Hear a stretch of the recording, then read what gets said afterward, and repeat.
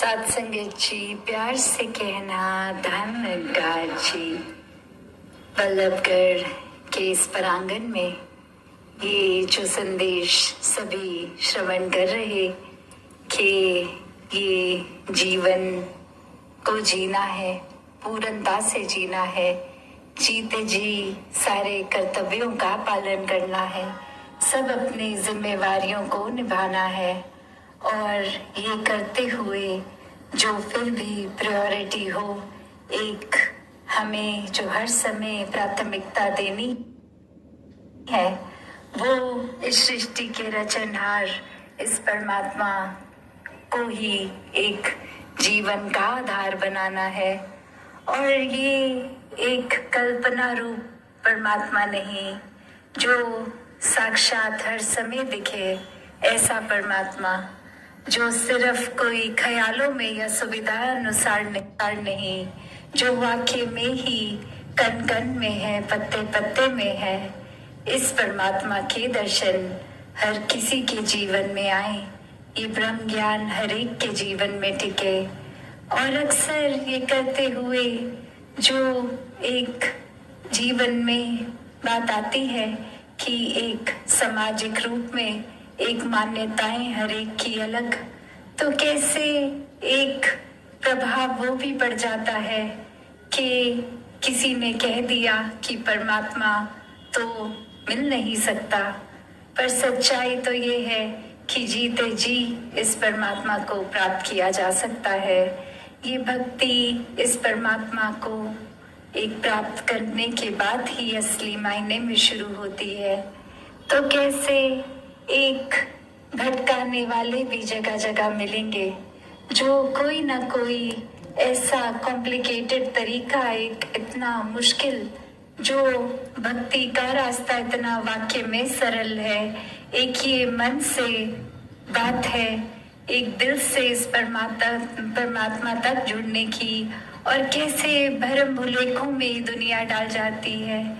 तो बात वही कि वस्तु कहीं ढूंढत कहीं, तो एक ये परमात्मा तो इतना करीब है जो एक अगर हम उदाहरण भी देखें कि अक्सर कोई चीज हमारे पास होती भी है तो भी हम उसको ढूंढने चल पड़ते हैं कि एक अगर ये अक्सर जिनकी नजर कमजोर है या वो चश्मा पहनते हैं तो अक्सर सर पे चढ़ा लेते हैं घर में चश्मा, और फिर जहाँ बैठे होते हैं आसपास ढूंढने लगते हैं कि कहाँ गुम हो गया। वाकई में तो वो उस समय पहना ही होता है, वो हमारी स्किन के पास ही है। उसी प्रकार ये परमात्मा भी हर समय एक भीतर भी है और बाहर भी है, ये रोम रोम में बसा है।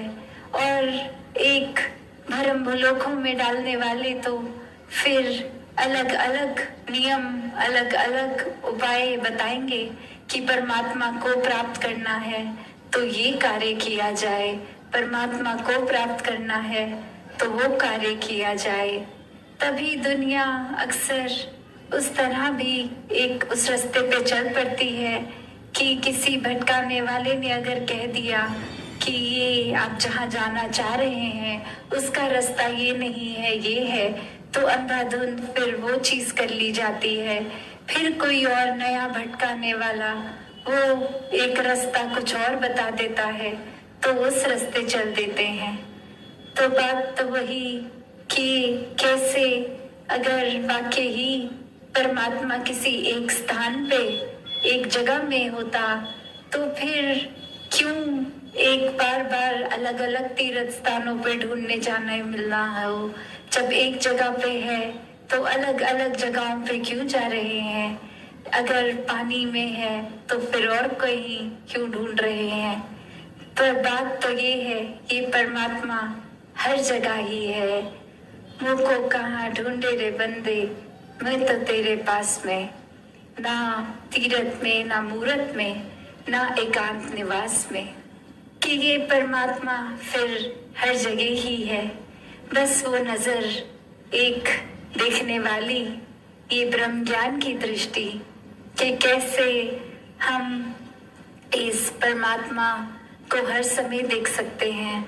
वो भाव अगर नहीं होते ये नजर, तो ब्रह्म ज्ञान की कभी भी जीते जी इस मनुष्य तन में है तो ये प्राप्ति की जा सकती है।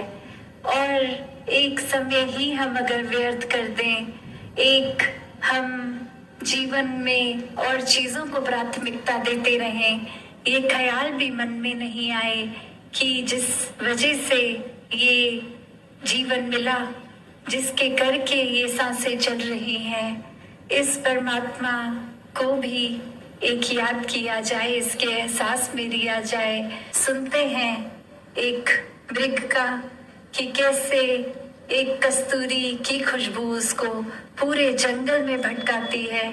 एक जगह से दूसरी जगह वो उस खुशबू की तलाश में, और अंदर ही उसके वो खुशबू होती है। एक कस्तूरी जो है वो उसके अंदर ही। तो कैसे एक अपने जीवन में ये परमात्मा भी हम चाहकर जगह जगह ढूंढने लगते हैं, और ये वाकई में परमात्मा तो हर जगह है। और इसको देखने का माध्यम ये ब्रह्म ज्ञान, ये दृष्टि जो युगों युगों से भक्तों को मिली है, जो ये ज्ञान है, ये एक सच्चाई है जो हर समय किसी भी युग में सच्चाई ही है। जैसे कोई बगीचे में कोई एक फूल दूसरे से ज्यादा श्रेष्ठ नहीं, सभी के अपने गुण, सभी के अपने तरीके। किसी फूल को ज्यादा पानी चाहिए तो किसी को ज्यादा रोशनी। हर एक फूल में वो खुशबू, एक कोमलता, आंखों को जब वो नजर आता है तो एक मधुर मुस्कान आना जैसे स्वाभाविक हो जाता है। वैसे ही ये परमात्मा को जिन्होंने भी वाक्य में असली रूप इस परमात्मा का देखा है, तो हमें उससे भी और अपशब्द बोलना है। तो बात ये नहीं, बात तो यही कि फिर वो किसी की बात भी अनसुनी की जा सकती है जब मन में ठहराव है, ये स्थिरता है, इस परमात्मा का वास है। तो फिर ये हर जगह रहने वाला परमात्मा किस तरह एक दिल में भी रहता है। हर धर्म ग्रंथ जीते जी एक अपने आप को मुक्त करने की बात कर रहा है, ये भ्रमलीन होने की बात कि ये परमात्मा को प्राप्त करके फिर जीते जी भी ये जीवन एक खूबसूरत वरदायनी जीवन बन जाएगा। एक वाक्य ही मनुष्य हैं तो मनुष्य वाला जीवन जिएंगे, एक अच्छे गुणों को अपनाकर, एक मन से नफरत नहीं, सिर्फ और सिर्फ प्यार बनकर फिर प्यार बिखेरने वाला जीवन बन जाएगा।